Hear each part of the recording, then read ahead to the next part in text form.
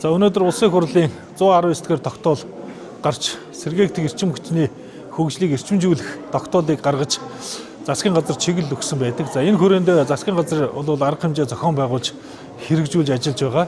За мөн одоо Дархуул аймгийн засаг дарга бол эрчим хүчний яам болон одоо байгаль орчны уур амьсгалын өөрчлөлтийн яамны сайдуудтай байгуулсан гэрэн дээрээ сэргээгдэх эрчим хүчнийг хөгжүүлэх чиглэлээр ажлуудыг тусгаж ингэж ажиллаж одоо тайлагнаж хэрэгжүүлж ингэж явж байгаа. За мөн одоо 2024-с 2028 оны хоорондох одоо засаг даргын үйл ажиллагааны төлөвлөгөөн дээрээ сэргээгдэх эрчим хүчний хөгжлийг эрчимжүүлэх дэмжих чиглэлээр арга хэмжээг зохион байгуулж төлөвлөж ажиллаж байгаа.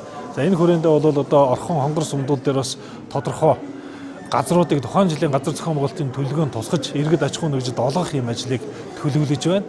За мөн одоо Дархан хотын засаг даргын тамгын газар захирагчийн ажлын албанаас мөн одоо дид үтсийн байгууллагууд Дархан сэлэнгийн захилгааны түгээх сүлжээ хувьцаат компанитайгаа хамтраад энэ одоо эрчим хүчний сүлжээнд хэрхэн одоо нарны панельтай айлуудыг тийм ээ илүүдэл гарсан юугаа яаж холбох вэ гэдэг юм ойлголцолд хүрээд ингээд зохион байгуулалтын ажил хийгээд явж байна. За өнөөдөр одоо энэ хэрэгжилтийг хангах одоо энэ хэрэгжилт нь хэр байгаа вэ гэдгийг одоо хянах иргэдэд мэдээлэл өгөх юм зорилготойгоор одоо улсын хурлын гишүүн инх цэцэг гишүүн за мөн одоо манай төрийн байгуулалтын байнгын хорооны дарга болдын жавхлан за мөн аж үйлдвэр баялагын яамны сайд гонгорын дамжин юмнаар санаачлаад өнөөдөр бол энэ иргэдийн уулзалтыг одоо зохион байгуулалтыг хийж байна. Тэгээд өнөөдөр бол одоо арга хэмжээнд мөн одоо инх насан гишүүн улсын хурлын гишүүн ирсэн байгаа.